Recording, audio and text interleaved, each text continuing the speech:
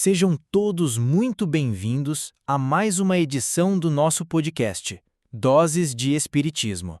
Com a graça de Deus, aqui estamos novamente para aprender e refletir juntos. Eu sou Pedro e, ao meu lado, tenho a alegria de receber minha amiga Ana. Olá, Pedro! Olá a todos os nossos amigos ouvintes! É maravilhoso estar aqui para mais esta conversa que alimenta a alma. No último episódio, falamos sobre as provas da existência de Deus e foi muito esclarecedor. Sim, Ana, e o estudo é sempre um caminho de descobertas.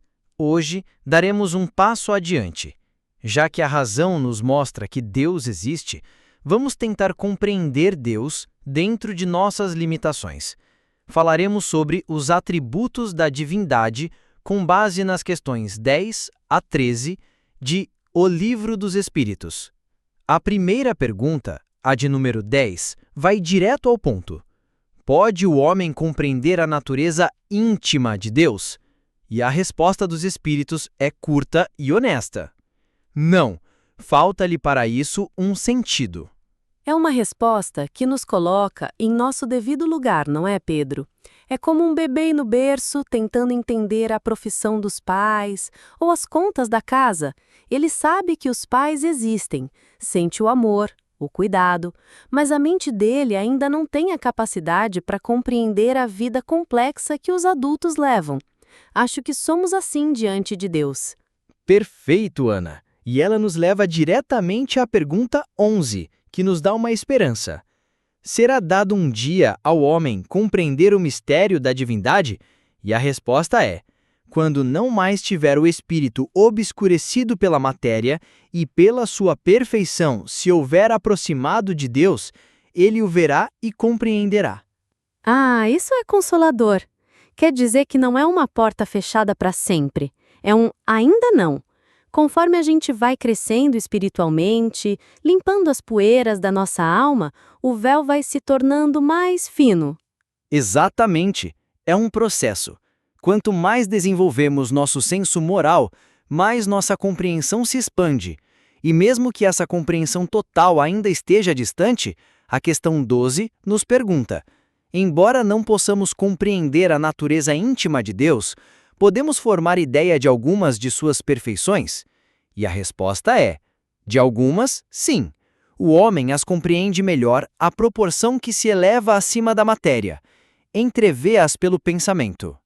É como olhar para uma imagem imensa, do tamanho de uma cidade, mas só conseguir enxergar alguns pixels de cada vez. A gente não vê a imagem toda, mas aqueles pequenos pontos de luz já nos dão uma ideia da beleza do conjunto. Exato. E que pontos de luz são esses que podemos entrever? A questão 13 nos ajuda a organizá-los. Ela pergunta: quando dizemos que Deus é eterno, infinito, imutável, imaterial, único, onipotente, soberanamente justo e bom, temos ideia completa de seus atributos? A resposta, em resumo, é que do nosso ponto de vista humano, sim, essa lista nos dá uma base sólida. Pois a razão nos diz que se faltasse uma dessas perfeições, ou se não fosse absoluta, ele não seria Deus. Vamos conversar sobre cada uma delas? Vamos sim, ajuda a organizar o pensamento. Começando por Deus é eterno. Ser eterno significa que ele não teve começo e nem terá fim. Se Deus tivesse tido um começo, teríamos que perguntar: e o que veio antes? Iríamos de causa em causa, até chegar a uma causa que não foi criada por ninguém. Essa causa primeira, que sempre existiu, é Deus. Faz sentido. O segundo atributo é imutável. Confesso que esse me dá uma sensação de segurança. E deveria.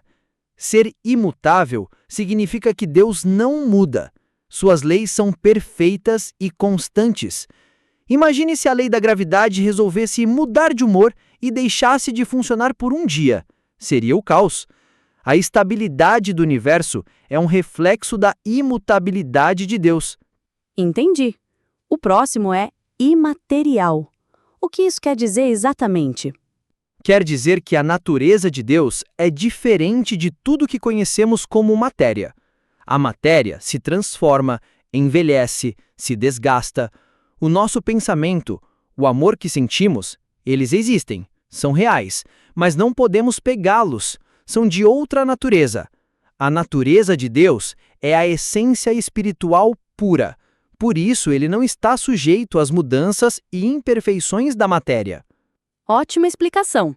E sobre ser único? Por que não poderiam existir vários deuses? Pense num barco em alto mar, Ana. Se houvesse 2 ou 3 capitães, cada um querendo ir para uma direção, o barco ficaria à deriva ou afundaria. A harmonia perfeita do universo, onde tudo funciona em sincronia, desde o átomo até as galáxias, mostra que há uma vontade única, um poder único governando tudo. E se ele é único, isso leva a ser onipotente, certo? Que é o próximo da lista. Precisamente. Ser onipotente é ter todo o poder. Se ele é o único criador, não há outro poder para competir ou limitar o seu. Se houvesse algo mais poderoso que Deus, então esse algo é que seria Deus.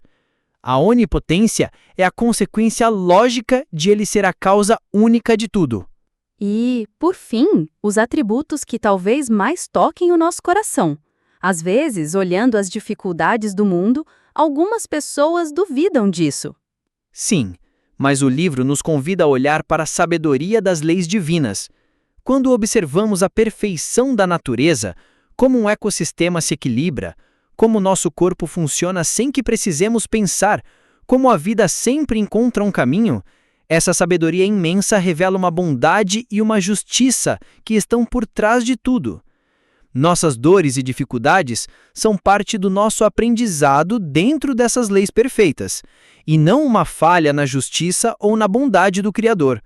Entender esses atributos, Pedro, muda completamente a nossa forma de orar e de se relacionar com Deus. É esse o ponto, Ana. É construir uma fé raciocinada, que não se abala, pois está firmada na lógica e na observação amorosa das obras da criação. E assim, concluímos nossa reflexão de hoje. Meditar sobre os atributos de Deus nos ajuda a elevar nosso próprio pensamento e a buscar, em nossa pequena escala, ser um reflexo de sua justiça e de sua bondade. Queremos convidar você que nos ouve a pensar: qual desses atributos mais faz sentido hoje? Deixe seu comentário, vamos adorar saber. E claro, se este estudo tocou seu coração, curta e compartilhe. Ajude essas doses de espiritismo a chegarem a mais pessoas. Agradecemos imensamente a companhia de todos. Que a paz e a certeza no poder e na bondade de Deus ilumine a semana de cada um.